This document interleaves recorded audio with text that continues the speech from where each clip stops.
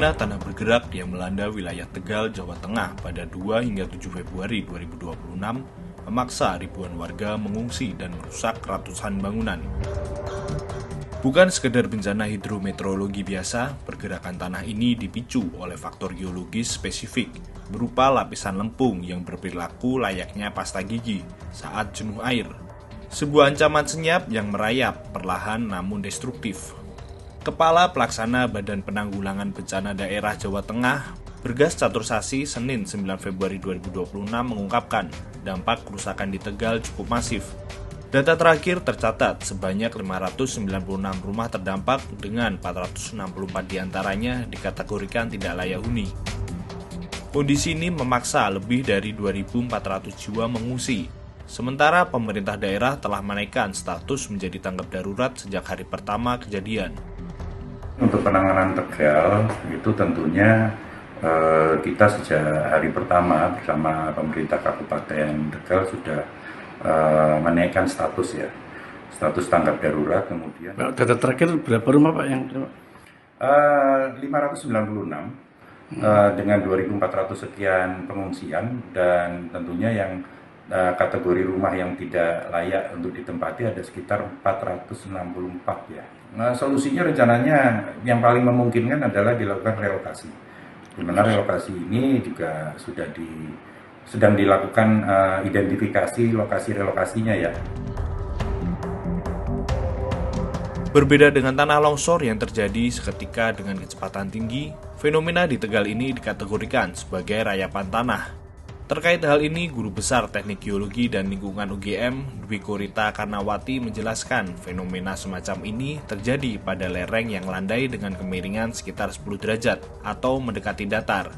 Tanda-tanda awal fenomena ini seringkali sangat halus, seperti deformasi kecil pada jalan atau rumah. Namun, jika hujan semakin lebat, penurunan tanah akan semakin cepat. Jadi longsor itu adalah gerakan tanah. Namun, kalau kemiringan lereng itu sangat landai, mendekati datar, misalnya kemiringan lereng 10 derajat, ya, itu maka apabila terjadi gerakan pada tanah, kecepatannya itu sangat lambat. Bahkan istilah teknisnya disebut merayap, sering dikatakan rayapan tanah. Sama-sama gerakan tanah, tapi satu lerengnya curam, disebut longsor karena kecepatan tinggi dan membahayakan, karena bisa mematikan. Kalau lerengnya landai, kecepatannya merayap, tidak mematikan, namun merusak konstruksi bangunan. Namun kalau bangunannya roboh, dapat menimpa seseorang dan bisa mematikan secara tidak langsung. Analisis BMKG juga menunjukkan faktor utama pergerakan tanah semacam ini adalah kombinasi curah hujan tinggi dan jenis tanah setempat. Wilayah terdampak diketahui memiliki lapisan lempung abu-abu kebiruan yang mengandung mineral montmorillonite.